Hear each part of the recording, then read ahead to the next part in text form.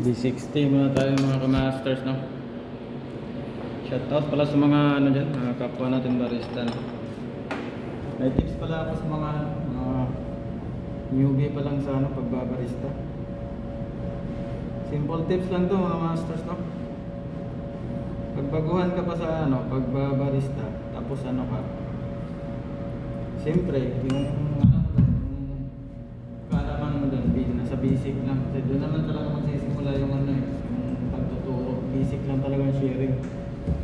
Magpanggap ka lang mga masters, no? Kunwari, galing kang Pinas, apply ka ng barista sana sa ibang bansa. Mas kung dumating ka na sa ibang bansa, no? Magpanggap ka lang na ano, may alam ka na talaga sa ano, mga kape.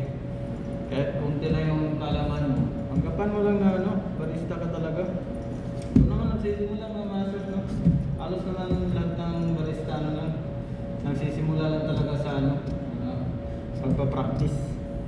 Nakukuha kasi yan sa pagpa-practice mga masters, no? By experience. Ganoon ako dati mga masters, no? Wala nga akong alam dito sa ano, sa specialty dati. Nung nag-apply na kasi ako ng barista talaga, sa specialty ako napunta eh. Tanggap na ako na ano, madali lang kasi yung ano, yung basic, madali lang alamin. Tanggap na ako na ano, marunong na sa basic. Pero itong ano, itong B60, chemics, hindi ko alam yun, wala naman sa ano yan, sa shop namin yan dati. Panggap ka lang, kung may nagturo sa'yo, panggap ka lang, i-observe mo lang yung ano, tinuturo nila. Hanggang sa masanay ka na mga masters, no? Kabisado mo na yung ano, iba-ibang method, nakabisado mo na. Yun lang. May tinuruan din ako dati, tinuruan ko rin na ano, magpanggap ka, huwag kang magpanggap ka na ano, baguhan ka lang. Kasi pag hindi ka kasi nagpanggap mga masters, lalo na yung ano, yung mga kunwari may order na ano, B60, ngayon tinuturuan ka ng ano mo, ng kasama mo. Kailangan mong ano, magpanggap, huwag kang magpahalata na ano, baguhan ka. Kasi yung customer kasi, tumitingin yan sa'yo, tapos na ano lang, tinuturuan ka lang ng kasama mo. Iisipin nila na ano, yung binili nila na kape, ginawa lang ng ano, under training. Kaya kailangan mong magpanggap, ganun lang ka ano. Huwag kang magpahalata na ano, tinuturuan ka. Kailangan ano, galawang ano na, batikan kunwari. Panggapan mo lang. Kaya lang kasi hindi, huwag kang magpahalata. Kasi pag nagpahalata ka na ano, baguhan ka lang pala. Yung bumili ng kape sa'yo, parang nag-alangan din sila kasi baguhan yung ano. Binayaran nila yung ano, yung kape. Tapos yung gagawa, baguhan yung ano pa, tinuturuan pa. Kaya kailangan mo, tandaan mo lang yung mga basic method. Galingan mo sa ano, pagpapanggap, para di ka malata. Hanggang sa ano na mga masanay ka sa ginagawa mo. Yun. Pasok ka na dun, barista ka na talaga na ano, baristang panggap. Ganun lang mga masters. Share ko lang, kunting sharing ko lang. Ito naman na, tikman muna natin itong B60 natin mga masters na.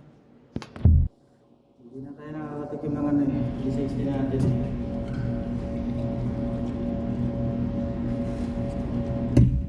20 grams yung ano natin ito mga masters na may tubig. Yun lang mga masters, kailangan mo lang magpanggap. Kung hindi ka magpapanggap, walang mangyayari sa'yo. Hindi naman yun sa ano mga masters, no? Yung pagpapanggap mo kasi na ano, bilang barista, ano yun? Kung ang short term kasi ng mga master yung pagpapanggap, lakas ng loob yun, yung kursonada ka. Siyempre, kahit hindi ka barista, apply kang barista. Kagaya ko natin, hindi naman talaga ako barista, pero nakapag-duty na ako sa bar. Nag-graduate ako ng bar. Kasi walang barista eh, minsan di ako barista. Ako yung nagbabar. Kaya nung natuto na ako sa ano, sa bar, nagpanggap akong barista. Nag-apply ako barista. Ano naman ako, na-hire ako dahil sa ano, sa latte art. Latte art yung tinignan eh. Hindi naman ano, sa interview, hindi rin ako na-interview. Tinignan lang yung latte art ko, tapos nagtanong na sa ano, magkano sa ako, offer, doon lang. At least may ebidensya ka na ikaw yung gumagawa ng ano, ang gawain ano, barista, kape, gano'n. May ebidensya eh, nabili kasi ako mag-binibili natin. Kaya may mga ebidensya ako na mga pagpapanggap. Ayun, nag-apply ako, natanggap ako, kaya ano, na-hire ako ng ano, bilang barista.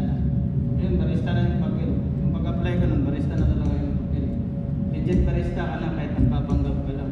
Hanggang sa ano na, siyempre naka-duty ka na, ikaw na yung nasa ano, ikaw na yung nasa bar.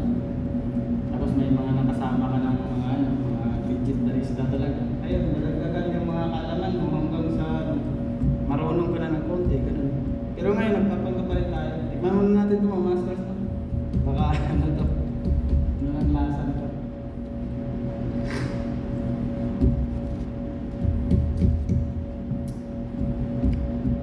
Good pa rin ito mga masters no? Ako naman kasi mga masters no? Hindi talaga ako expert sa kape pero maganda yung ano ko dila sa mga panlasa na mabilis ako makatanda ng lasa. Kahit nga sa pagluluto mga masters no?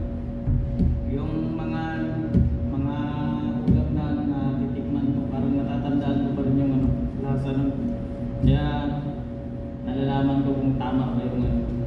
Tulad ng kumakain sa ano, mga di naman mga restaurant, mga Filipino restaurant, mga ganyan. Natatandaan ko kung yun pa rin yung ano, timpla nung kinain ko nung nakaraan. Ganun lang, mabilis ako makatanda na pag nakaano ako ng hindi maganda, wala iba yun, iba sigurong nagluto nito, ganun yung isipin ko. O kaya, sumabla yung nagluluto. Simple lang. Kailangan ano, malawak yung kalaman mo, pero natutunan naman yung ano, ang lasa ng kape. Kung nga, hindi nga ako nagkakape. Pero nag-inulista ka na ako. Hindi talaga ako nagkakape ng masters, no? Soft drinks talaga ang iniinom ko. Pero dahil sa barista ako, tumitikim ako ng kape. Siyempre, iniinom ko, pero hindi talaga ano, nagkakape. Tikim lang. Pwede ka naman tumikim. Good pa rin ito mga masters, no? Ito lang muna yung sharing natin mga masters, no? Wala tayong gatas.